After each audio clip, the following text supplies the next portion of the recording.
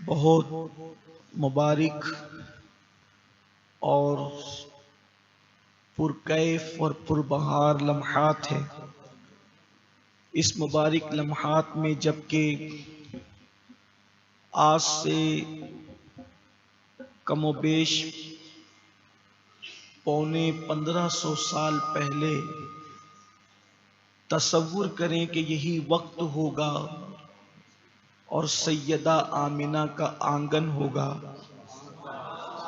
और हुजूर की आमद होने वाली होगी और फरिश्ते दस्त बस्ता हाथ बांधकर सलामी के लिए खड़े होंगे। इस तसव्वुर के आलमीन कायदुल मुरसलीन ताहा व यासीन सुभान अल्लाह। हुजूर अहमद मुजतबा नवीद मसीहा दुआए खलील ख्वाब सैयदा आमिना मुहम्मदुर रसूलुल्लाह सल्लल्लाहु ताला अलैहि व आलिहि व सहबिही व बारक वसल्लमा की बारगाह अक़दस व अनवर तैबा में हुई बढ़ता है बाड़ा नूर का, सुभान अल्लाह। सदका सुभान लेने अल्लाह। नूर का आया है तारा नूर का। सुभान अल्लाह। मैं गदा तू बादशाह भर दे प्याला नूर का, नूर दिन दुना तेरा दे डाल सदका नूर का। सुभान अल्लाह। आई बिदात छाई जुल्मत रंग बदला नूर का, माहे सुन्नत महर तलअत ले ले बदला नूर का। तेरे ही माथे रहा ए जान सुभान सहरा अल्लाह। नूर का, बख्त जागा नूर का चमका सितारा नूर का। ये जो महरो माह पर इतलाक आता नूर का, भीख तेरे नाम की है इस्तिआरा नूर का। काफ के सूहा दहन या अबरू आंखें आइन स्वाद, काफ हाँ या आइन स्वाद उनका है चेहरा नूर का। चांद झुक जाता जिधर उंगली उठाते महद में, क्या ही चलता था इशारों पर खिलौना नूर का। ऐ रजा ये अहमद नूरी का फैज़ नूर है, हो गई मेरी गजल बढ़कर कसीदा नूर का। सुबह सादिक के लम्हात करीब है और बरसों की हमारी रिवायत के मुताबिक हम इस वक्त मिलाद मुस्तफ़ा सल्लल्लाहु अलैहि वसल्लम पढ़ते हैं। रात गुजर गई और आप रात भर बैठे रहे। शबे कद्र जिसमें कुरान नाजिल हुआ वो हर साल आती है, लेकिन जो शबे मिलादुन नबी है, शबे मिलादुन नबी के बारे में हमारे उलमा, हमारे मशाइख, हत्ता कि हमारे जो लोग हमारे नहीं हैं, मौलवी अशरफ अली साहब जैसे लोगों ने भी लिखा कि शबे मिलादुन नबी हजार हा शबहाए कद्र से अफजल है। यानी जिस रात में हम बैठे हुए हैं, ये रात को हजार हा शबहाए कद्र से अफजल उन लोगों ने भी माना जो लोग मिलाद मुस्तफ़ा सल्लल्लाहु अलैहि वसल्लम मनाने के कायल नहीं हैं। और रात का आखिरी पहर है और हम सब यहाँ मौजूद हुजूर अलैहिस्सलाम का जिक्र खैर, उनकी खैरात, उनकी बरसात, उनकी इनायतें, उनकी अताएं सब अपने अपने दिलों में जायज़ मुरादें लें। इसलिए कि हुजूर अलैहिस्सलाम जब दुनिया में तशरीफ न लाए थे तब भी लोगों को अता कर रहे थे, दुनिया में आए तो भी अता किया, और दुनिया से ज़ाहिरी तौर पे तशरीफ ले गए तो भी लोगों को अता कर रहे हैं। मैं इस मुबारक घड़ियों के अंदर दुआ करता हूँ कि अल्लाह मिलाद मुस्तफ़ा सल्लल्लाहु अलैहि वसल्लम के सदक़ो तुफ़ैल पूरी दुनिया के मुसलमानों को दोनों जहान की खुशियाँ अता फरमा दे, सबकी मुरादें पूरी फरमा दे, सबकी तमन्नाएं पूरी फरमा दे। ये क्यों कहूँ मुझको ये अता हो, ये अता हो, ये क्यों कहूँ मुझको ये अता हो, ये अता हो, वो दो कि हमेशा मेरे घर भर का भला हो। मंगता तो है मंगता कोई शाहों में दिखा दे, जिसको मेरे सरकार से टुकड़ा न मिला हो। और क्यों अपनी गली में वो रवादार सदा हो, जो भीख लिए राहे गदा देख रहा हो। आता है फकीरों पे उन्हें प्यार कुछ ऐसा, खुद भीख दे और खुद कहे मंगता का भला हो। सुबह सादिक का वक्त होने तक मैं आपके सामने हुजूर की मिलाद शरीफ पेश करूंगा, लेकिन उससे पहले मुझे एक रिवायत याद आ रही है। शरा मवाहिब के अंदर इमाम ज़ुरक़ानी ने एक रिवायत लिखी है कि हुजूर अलैहिस्सलाम का बचपना था, अल्लाह के हबीब अलैहिस्सलाम का बचपना था और मक्कतुल मुकर्रमा में कई दिन हो गए थे बारिश नहीं हुई थी। मक्के में कई दिन हुए बारिश नहीं हुई और हुजूर का बचपना है। मक्के वाले जब खुश्क साली से, मक्के वाली जब कहत साली से तंग आए तो अपने सरदार हजरत अबू तालिब के पास आए और आने के बाद कहा, अबू तालिब तुम नहीं देखते कि बारिश बंद हो चुकी है, बारिश रुक चुकी है, कहत साली का जमाना है, अब आप दुआ करें ताकि बारान रहमत का नुज़ूल हो। हजरत अबू तालिब मौलाए कायनात के वालिद के पास मक्के वाले आकर कहते हैं कि आप बारिश के लिए दुआ करें ताकि बारिश हो। इमाम ज़ुरक़ानी लिखते हैं हजरत अबू तालिब तो थे बड़े दाना और होशियार। उन्होंने क्या किया, अपने घर के अंदर गए और घर में जाने के बाद अपने कंधों पर बिठाकर किसी को लाया। देखने वाले कहते हैं एक खूबसूरत सा वजूद था, नन्ना सा खूबसूरत हसीन और जमील वजूद था और अबू तालिब ला करके उस पीठ को, उस पुश्त को काबे की दीवार से लगा देते हैं। वो कौन था? वो कोई और नहीं था, वो आमिना का लाल, वो अब्दुल्ला का लख्ते जिगर। अभी ऐलान नबूवत भी नहीं हुआ, अभी नुज़ूल कुरान भी नहीं हुआ, अभी हुजूर को बहैसियत नबी मेरे आका ने ऐलान भी नहीं फरमाया। हुजूर का मासूम बचपन है। जनाब अबू तालिब अपने कंधों पे बिठाकर हुजूर को लाते हैं और दीवार से पीठ लगा देते हैं और पीठ लगाकर हुजूर से कहते हैं, मोहम्मद दुआ करो कि बारान रहमत का नुज़ूल हो जाए। अल्लाह अकबर। हुजूर अलैहिस्सलातु व तस्लीम ने हदीस में आया कि दुआ नहीं फरमाई बल्कि अपनी उंगली उठाई। अल्लाह के रसूल अलैहिस्सलाम ने अपनी उंगली उठाई। मक्के में चिलचिलाती धूप थी, हुजूर का उंगली से इशारा क्या करना था कि वो धूप खत्म हो गई और बादल आ गया। और जब बादल आया तो ऐसा बरसा कि पूरा मक्का जलथल हो गया। इस वाक़े से जनाब अबू तालिब इतने मुतासिर हुए कि उन्होंने हुजूर अलैहिस्सलाम की शान में एक कसीदा लिखा जिसका एक शेर बुखारी शरीफ में भी मौजूद है। वो कहते हैं, वह अब यदो युस्तस्कल गमाम बेवजही सिमालुल यताम इस्मतुल लिल अरामली। वो कहते हैं कि ये वो नूरानी चेहरे वाले खूबसूरत है जिनके चेहरे के सदक़े में बारान रहमत मांगा जाता है, बारिश मांगी जाती है। और उस बचपने के वक्त में उनके लिए कहा गया, क्या कहा गया कि ये वो हैं कि जो यतीमों के गमगुसार है और जो गरीबों के गमगुसार है और यतीमों की खबरगिरी करने वाले हैं। हमारे आका का बचपना ऐसा था।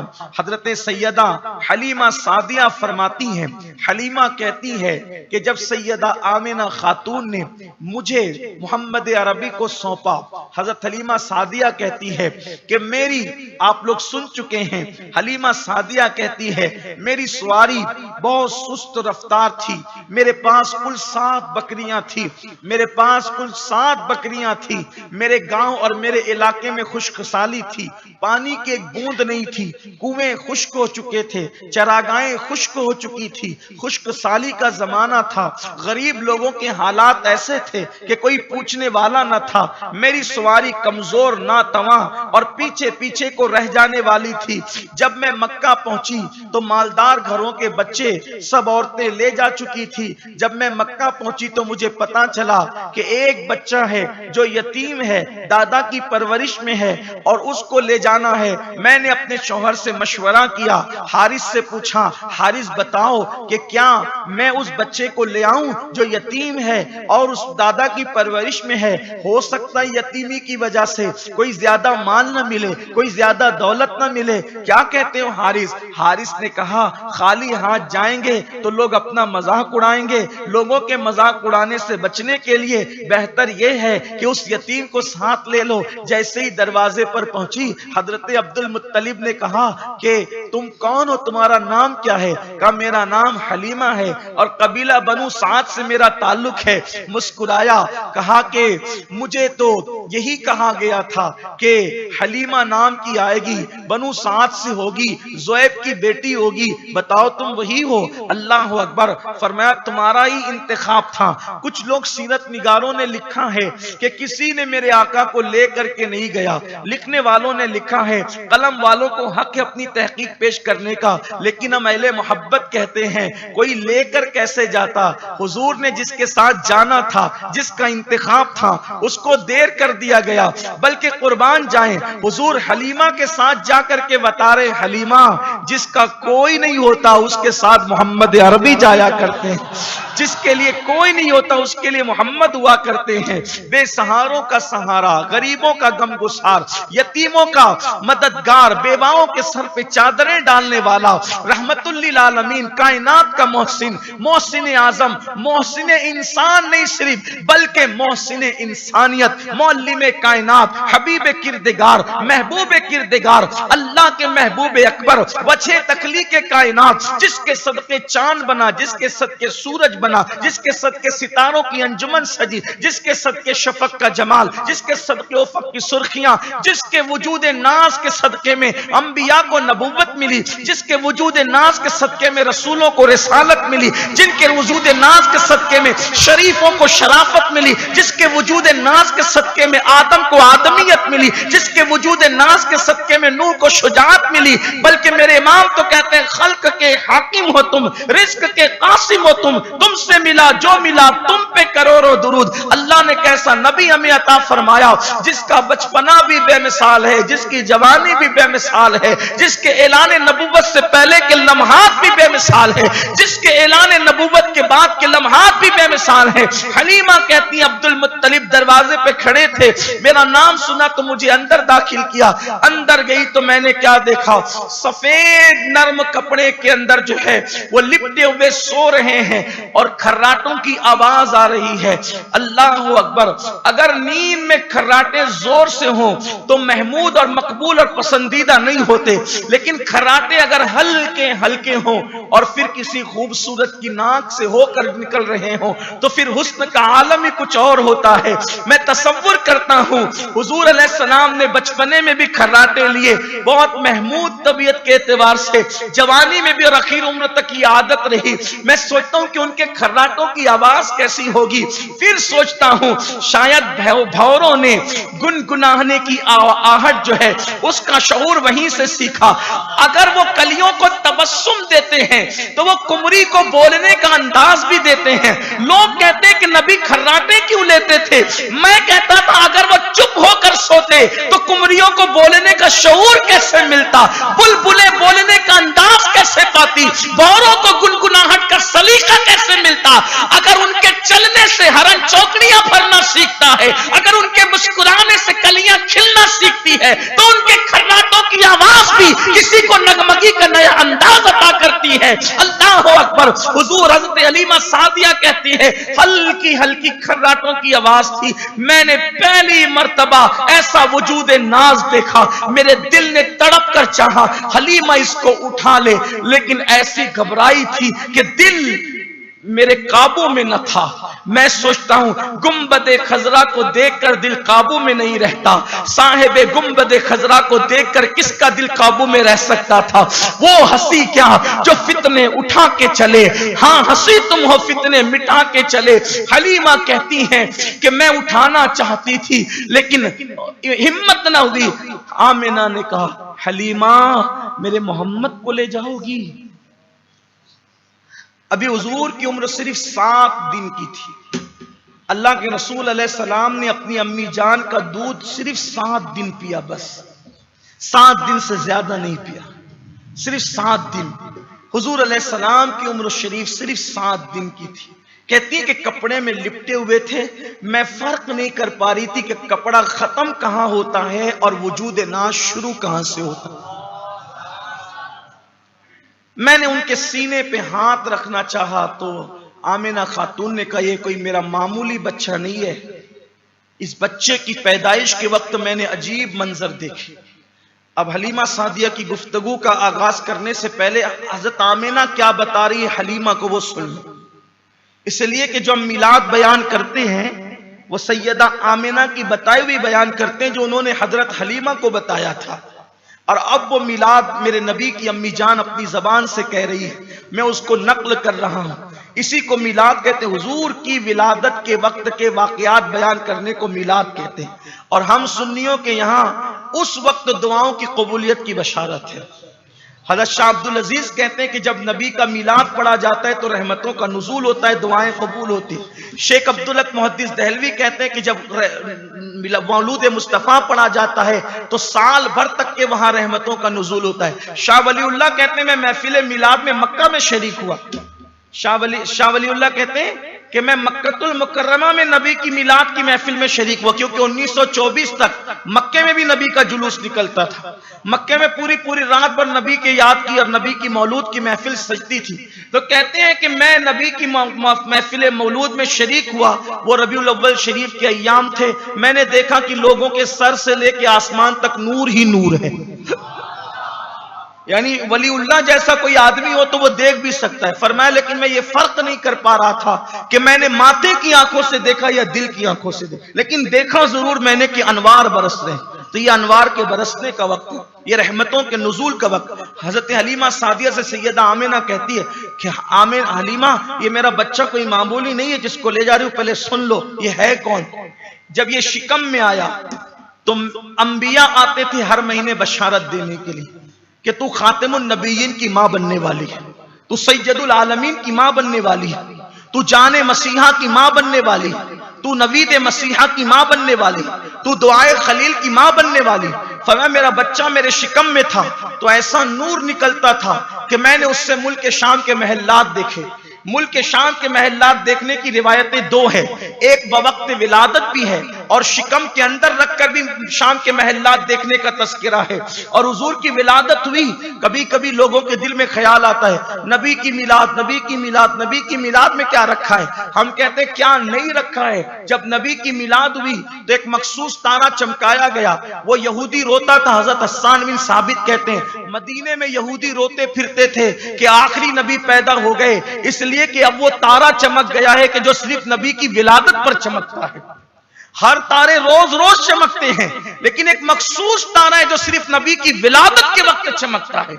अब अगर लोग कहते हैं कि नबी की विलादत पर रोशनी काहे की, हम कहते हैं अल्लाह से पूछो जिसने सारे तारे बनाए हैं वो हर तारों को रोज चमकाता है, लेकिन नबी की विलादत के मौके पे मखसूस सितारा चमकाता है और बताता है कि हम भी किसी को इस दिन रोशनी अता करते हैं। ये चिरागा की रात है, ये रोशनी की रात है। एक यहूदी मक्के में भी था, वो चिल्ला रहा था, कहता था ए कुरैश, क्या तुम्हारे घर में कोई बच्चा पैदा हुआ? उस किसी ने कहा नहीं नहीं नहीं। तहकीक की गई तो कहा कि वो अब्दुल मुत्तलिब के यहाँ पोता आया है। तो कहा मुझे दिखाओगे? जब उसने देखा तो कहा उसकी पीठ दिखाओ, तो पीठ पर मोहर नबूवत थी। वो देखकर वो बेहोश हो गया, होश उसका चला गया, वो बेहोश हो गया कि सैयदुल आलमीन पैदा हो गए। हुजूर की जब विलादत हुई, हजरत अब्दुल मुत्तलिब कहते हैं काबा घूम रहा था, झूम रहा था और आमिना के घर की तरफ सजदा कर रहा था। बुत जो है वो गिर पड़े थे औंधे मुंह। जिस दिन हुजूर की विलादत हुई उस दिन जितने दुनिया के बादशाह थे सबका तख्त औंधा हो गया था, खुद ब खुद तख्त औंधे हो गए थे, बुत औंधे मुंह गिर गए थे, दरियाए सावा का पानी खुश्क हो गया था, फारस का आतशकदा जो 1000 साल से जल रहा था खुद ब खुद बुझ गया था। ये निशानियत थी अल्लाह के रसूल अलैहिस्सलाम की विलादत तैयबा की। और हुजूर अलैहिस्सलात व तस्लीम की आमद का वक्त हुआ। सैयदा आमिना फरमाती हैं मेरे घर फरिश्तों की आमद थी, मेरे घर मरियम की आमद थी, मेरे घर हव्वा की आमद थी, मेरे घर आसिया की आमद थी। अल्लाह अकबर, ऐसी मुकद्दस खवातीन आई थी, फरिश्ते आए थे। सैयदा आमिना फरमाती छत खुल गई थी और उसके बाद मुझसे एक नूर चमका। आमतौर पर बच्चे रोते हुए पैदा होते गंदगी में, फरमाते वो जब पैदा हुए तो वो मुस्कुरा रहे थे, उनके बदन पर कपड़े थे और उन्होंने उंगली उठा करके पहले कलमा पढ़ा अशहदु अल्ला इलाहा इल्लल्लाह और उसके बाद फिर सर सजदे में रखकर कहा रब्बे हबली उम्मती। हजरत आमिना खातून कहती है हलीमा ये मेरा बच्चा मामूली नहीं है, इसको ले जाना तो इसकी निगहदाश्त करना, संभाल सकती हो तो ले जाना। हलीमा कहती है मैं तो बेकाबू थी, मैंने कहा मैं सब करूंगी, मुझे दे तो दो। मैंने लिया, हुजूर सो रहे थे, जैसे ही मैंने सीने से लगाया आंख खोली और आंख खोलकर मुस्कुरा दिया। हलीमा फरमाती है कि वल्लाह मेरे सीने खुश्क थे क्योंकि मैं फाका कश थी। मेरा बच्चा पूरी पूरी रात रोता था, इसलिए कि मेरे सीनों में इतनी गिज़ा नहीं थी कि मैं अपने बच्चे को मुतमईन कर सकूं। मेरी घर के आसपास की चरागाहें खुश्क थी, गुर्बत का आलम था, कुछ भी हमारे पास नहीं था। लेकिन जैसे ही मैंने मोहम्मद को सीने से लगाया, गोया मेरे सीने में दूध की नहरें जारी हो गई हो। मैंने उनको पिलाया, उन्होंने पिया, दाईं तरफ का पिया, जब बाईं तरफ का पेश किया तो मुंह हटा लिया और गोया के इशारा कर रहे हो। मेरा बेटा रो रहा था, अब्दुल्ला उसका नाम था, और वो हारिस की मेरे शौहर की गोद में था। कहती हैं कि जैसे मैंने पेश किया, उन्होंने हटा करके इशारा किया, गोया यूं कह रहे हो अम्मी मैं तो पी चुका हूं, मेरे इस भाई को पिला दिया जाए। मेरे इमाम कहते हैं दूध पीतों की निस्बत पे लाखों सलाम, भाइयों के लिए तर्क पिस्ता करे, दूध पीतों की निस्बत पे लाखों सलाम।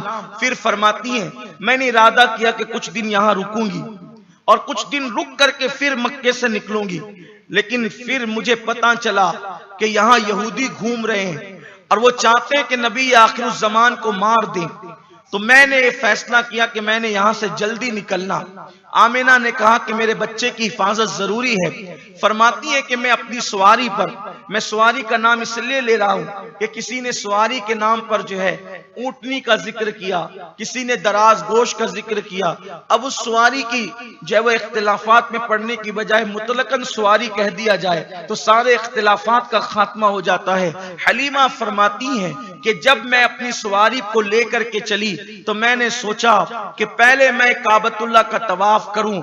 जब मैं सवारी लेकर आमिना के घर से निकली तो मैंने देखा कि मेरी सवारी ने 3 मरतबा काबे की तरफ रुक करके सजदा किया, और जब मैं काबे के तवाफ के लिए अंदर गई तो मैं काबे का तवाफ शुरू करना चाहती थी, तो हजर अस्वद चूमकर शुरू करना होता है काबे का तवाफ।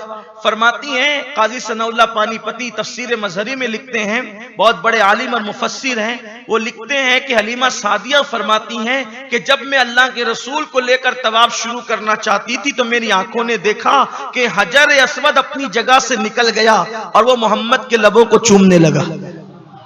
पत्थर निकल करके हुजूर को चूम रहा है, हजर अस्वद चूम रहा है हुजूर अलैहिस्सलाम को। हुजूर को नहीं चुमवाया गया, पत्थर ने निकल कर हुजूर को चूमा। ये हुजूर की अभी 7 दिन की उम्र का हाल है, सिर्फ 7 दिन की उम्र शरीफ है और हाल ये है। फरमाती हैं फिर मैंने कोशिश की कि अब मैं जल्दी निकलूं। जब मैं निकली तो मेरी सवारी गोया की हवा से बातें करने लगी। अल्लाह ने मेरी सवारी में इतनी ताकत पैदा कर दी कि सवारी का कदम जहां पड़ता वो जंगल हरा हो जाता। दरख्तों से आवाज आती अस्सलातु वस्सलामु अलैका या रसूल अल्लाह, पत्थरों से आवाज आती अस्सलातु वस्सलामु अलैका या रसूल अल्लाह। और मैं आवाज सुनती थी, बकरियां कहती थी हलीमा किसे ले जा रही है पता है, हलीमा किसे ले जा रही पता है, बकरियां बोल रही किसे ले जा रही पता है। मैं हैरान रहती है क्या हो रहा है, तो कहती है तू आखिरी नबी को ले जा रही, तू अल्लाह के महबूब को ले जा रही। फरमाती है इसी हालत में मैं निकलती गई, हत्ता कि जब मैं ताइफ की वादियों से गुजरी तो मैंने गैब की आवाज सुनी, हलीमा तू महबूब खुदा को ले जा रही है। हत्ता कि फरमाती है कि मैं अपने घर रसूलुल्लाह को ले आई, मोहम्मद अरबी रूही फिदा सल्लल्लाहु अलैहि वसल्लम को ले आई। जब मैं हुजूर अलैहिस्सलाम को अपने घर लाई, वल्लाह हलीमा कहती हैं कि जिस दिन से मैंने मोहम्मद को लाया है उस दिन से मुझे कभी चिराग जलाने की घर में नौबत पेश नहीं आई। मेरा घर हमेशा रोशन रहता था, बल्कि मेरी सहेलियां कहती थी हलीमा रात को सोते वक्त चिराग बुझा दिया कर ताकि तेल कल को काम आ जाए। हलीमा कहती थी वल्लाह जब से इस बरकत वाले को लाई है कभी चिराग जलाने की जरूरत पेश नहीं आई है, मेरा घर रोशन और मुनव्वर रहता है। बल्कि हलीमा के गांव का ये माहौल बन गया था जहां अंधेरा होता था, कहते थे हलीमा जरा मोहम्मद को ले आ, जिधर जिधर ले जाते थे वो इलाके रोशन हो जाया करते थे। हुजूर अलैहिस्सलाम का मासूम बचपना ये था। हलीमा कहते जिस दिन मोहम्मद को लाई थी 7 बकरियां थी, और जिस दिन मोहम्मद को पहुंचाने जा रही थी उस दिन मेरे घर में 700 बकरियां हो गई थी। पहला ही दिन था, मेरे शौहर को मैंने कहा जाओ जरा दूध तो दो लो। ऊँटनी के पास गए तो चिल्ला कर कहते हैं हलीमा ऊँटनी के तो थन भरे हुए, और इतना दूध दोया ऐसा लगता था जैसे वो दूध 40 आदमियों को काम आ जाएगा। इससे पहले इतना दूध कभी नहीं निकला, बल्कि खुद भूखे रहते थे।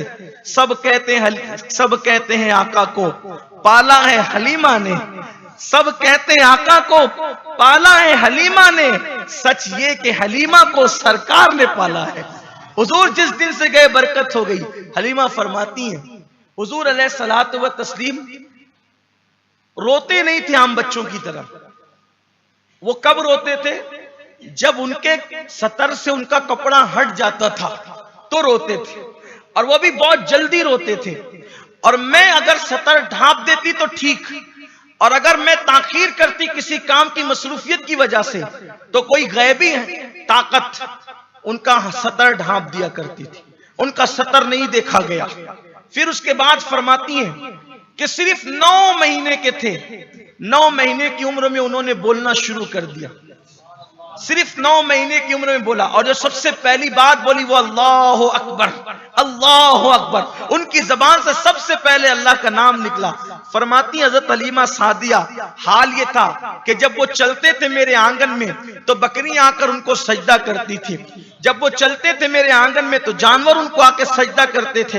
हलीमा सादिया फरमाती हैं उनका झूला हिलता था, हिलाने वाला कोई नजर नहीं आता था, और वो उंगली का इशारा करते तो कभी चांद इधर को होता कभी इधर को होता। इस रिवायत को हज़रत अब्बास इब्न अब्दुल मुत्तलिब भी बयान करते हैं कि एक मर्तबा मेरे वालिद जनाब अब्दुल मुत्तलिब ने कहा, अब्बास बहुत दिन हो गए मोहम्मद अरबी को हमने हलीमा के घर भेज दिया है, कहीं ऐसा ना हो कि खबर गिरी न करने की वजह से नुकसान पहुंचे, जाओ जरा मोहम्मद अरबी को देख तो आओ। अब्बास कहते मैं निकला, और जब हलीमा के गांव में पहुंचा तो मैंने देखा कि शाम का वक्त हो चुका था, चांद निकला हुआ था, मोहम्मद अरबी का झूला हिल रहा था, हलीमा के आंगन में रखा हुआ था, कभी चांद इधर को होता कभी चांद इधर को होता। मैंने देखा तो उंगली का इशारा जिधर होता उधर ही चांद झुकता चला जाता। मेरे इमाम कहते चांद झुक जाता जिधर, उंगली उठाते महद में, क्या ही चलता था इशारों पर खिलौना नूर का। एक दिन हज़रत अब्बास ने पूछा कि या रसूल अल्लाह वो चांद क्यों हिलता था? हुजूर फरमाते वो चांद मुझसे बातें करता था,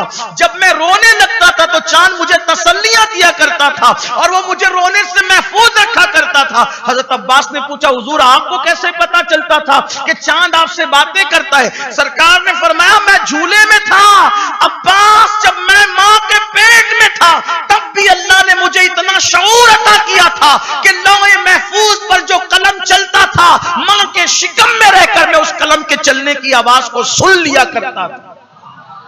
मां के शिकम में रहकर चलने वाले कलम की आवाज को जो लोहे महफूज पर चलता था सुन लिया करता था। अल्लाह अकबर। हलीमा सादिया फरमाती हैं मैं जल्दी जल्दी चल रहा हूं। हलीमा सादिया फरमाती हैं जब बकरियां बीमार हो जाती तो औरतें आकर कहती कि जरा मोहम्मद का हाथ लगा दो। बच्चे बीमार हो जाते तो कहते मोहम्मद का हाथ लगा दो। पैर हुजूर के धोकर ले जाते हलीमा के गांव वाले और अपनी चरागाह में छिड़क देते तो उनकी चरागाह हरी भरी हो जाती। हुजूर अलैहिस्सलातु तस्लीम की उम्र अब 4 साल की हुई।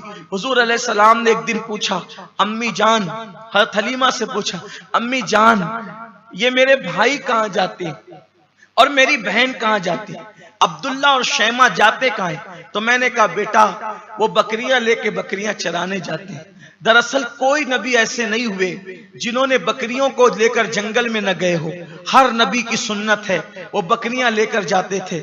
इसमें हिकमत यह है नबी से बकरियां इसलिए चरवाई जाती थी कि बकरियां होती हैं बड़ी भोली और बकरियों को कवर करना आसान नहीं होता। तो अंबियाए किराम को चूंकि उम्मत कवर करना होता है, उम्मत कवर करना होता है, उम्मत को समेटना होता है, तो पहले उनको बकरियां दे करके गोया कि उनको एक तरीके से अल्लाह अपनी अपनी तरबियत से गुजारता है कि तुम बकरियों को इस तरीके से जमा कर सकते हो तो इंसानों को भी इस तरीके से इकट्ठा कर सकते हो। और बकरियां होती है बड़ी बेतरतीब भोली भाली। आप जानते हैं जानवरों में सबसे भोला जानवर अगर कोई है तो बकरियां। उसकी सूरत देखकर भी लगता है कितनी भोली भोली से उसकी सूरत होती है। बकरियां होती है बड़ी भोली, एक इधर को भागती है उधर को भागती है उधर को भागती है, जिधर पाला देखा। तो हुजूर अलैहिस्सलाम को तो हलीमा कह नहीं सकती थी कि आप बकरियां चराने जाएं, प्यार जो करती थी तो कहा अम्मी ये जाते कहां हैं? कब बकरियां चराने जाते हैं। कहा कल से हम भी जाएंगे। अब हलीमा ने इतना सब कुछ देख लिया था कि हलीमा कभी हुजूर को ना नहीं कहती थी। हलीमा ने कभी ना नहीं कहा। हलीमा खादिमा बनकर हुजूर की खिदमत करती थी। जो हुजूर ने कह दिया बस मान लिया, क्योंकि वो इतना सब कुछ देख चुकी थी। तो हलीमा कहती है जाओ, जाना तो सही है, जंगल जाना है, लेकिन आपको मैं ऐसे नहीं जाने दूंगी। हमारे यहाँ भेजने का एक तरीका होता है कि बच्चों को नजर ना लग जाए, तो मूंगा जो है, मूंगा समझते हैं, एक वो दरिया समुंदर के अंदर निकलता है मूंगा। उन लोगों का अकीदा ये था हलीमा का कि अगर मूंगा बच्चे के गले में डाला जाए तो खूबसूरत बच्चों को नजर नहीं लगती। तो मूंगे के अंदर डोरा डाल करके हुजूर के गले में डाला और हुजूर के हाथ में असा दिया। थोड़ा तसव्वुर करें, 4 साल का वो अयाली, हजरत हलीमा का अयाली, कितने हसीन और खूबसूरत थे। जब असा हाथ में लिया होगा 4 साल का, गले में मूंगा और नाजुक सा वजूद, जब हलीमा की बकरियों को लेकर चले तो अजीब हाल था। बकरियां लोग लेकर के जाते तो कभी इधर जाती कभी उधर जाती है। जब ये बकरियों को लेकर चलते थे तो बकरियां इनके आगे पीछे चला करते थे, कदमों में हर बकरी करीब रहने की कोशिश करती। और हदीस भी है जब हम कुर्बानी करते हैं तो जानवर हमसे भागते हैं, लेकिन हुजूर ने हज्जतुल वदा के मौके पर 63 ऊंट ज़बा किए। हदीस पाक में आता है कि वो 63 के 63 एक कतार में खड़े थे और हुजूर छुरी लेकर के खड़े थे। अंदाजा करें, जब हाथ में छुरी हो तो जानवर भी देख करके भागता है, लेकिन वो 63 के 63 ऊंट एक साथ खड़े थे। हुजूर छुरी लेकर नहर करना चाहते थे तो ऊंट बढ़ के आते थे, गोया कहते हो कि पहले मुझे करे। यानी ऊंटों का भी हाल ये था। तो हलीमा की बकरियां हुजूर के साथ साथ चलती थी और हुजूर अलैहिस्सलातु व तस्लीम बकरियां लेकर के जाते। एक दिन ऐसा हुआ कि शैमा जो है बहुत दूर हुजूर को लेकर निकल गई, दूर। हलीमा आई तो देखा कि शैमा और हुजूर कहीं चले गए हैं, तो ढूंढने लगी हलीमा सादिया ने। जब हलीमा सादिया ढूंढने लगी तो उधर से देखा कि शैमा और हुजूर आ रहे हैं, तो बेटी को डांटने लगी, कहां धूप में लेके घूमती हो, इनको लू लग जाएगी, धूप से इनका नुकसान होगा, इनकी खूबसूरत रंगत को नुकसान होगा। शैमा ने कहा अम्मी देखो ऊपर क्या है, इनको लू नहीं लगती, इनको धूप नहीं लगती। हलीमा ने देखा तो बादल साया कर रहा था। कहा जब हमारा भाई मोहम्मद धूप में चलते तो बादल उन पे साया करता है, उनको कभी धूप नहीं लगती। हुजूर अकरम सल्लल्लाहु अलैहि वसल्लम की शान अक़दस बचपन में ये थी, ये अंदाज था मेरे आका अलैहिस्सलातु व तस्लीम का। मशहूर सा वाक़या, आखिरी बात अर्ज़ करके अपनी गुफ्तगू तमाम करूं। सुबह सादिक का वक्त शुरू हो रहा है और हम लोग सलातो सलाम जो हमारा मामूल है वो अभी शुरू कर देंगे इंशाअल्लाह। दुआ की कबूलियत का वक्त है। हलीमा सादिया रज़ी अल्लाह तआला अन्हा हुजूर को भेजती हैं, हुजूर अलैहिस्सलाम बकरियां लेकर के जाते हैं। एक दिन ऐसा हुआ कि हुजूर अलैहिस्सलाम की तबीयत पे बुखार का असर हुआ।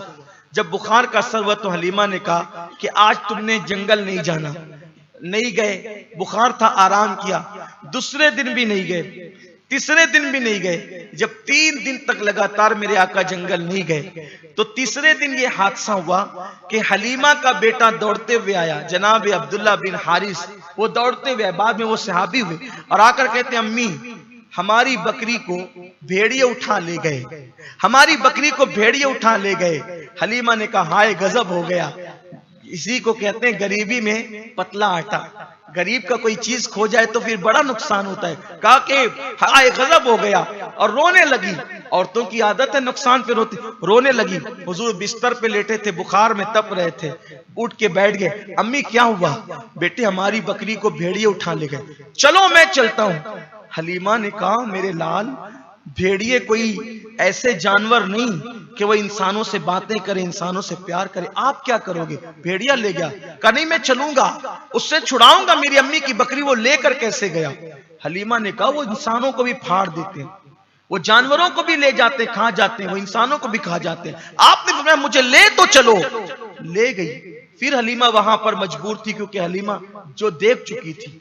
इसीलिए तो हजरत हलीमा को जब पता चला कि मेरे नास का पाला, मेरा दूध पीने वाला, उसने नबूवत का ऐलान किया है, तो हलीमा पूछने भी नहीं गई कि आपने नबूवत का ऐलान किया। हलीमा ने कहा अगर उसने नबूवत का ऐलान किया है तो मैं तस्दीक करती हूँ और कलमा पढ़ती हूँ मुहम्मदुर रसूलुल्लाह, क्योंकि मैं वो सब देख चुकी हूँ जो वो कह रहा है।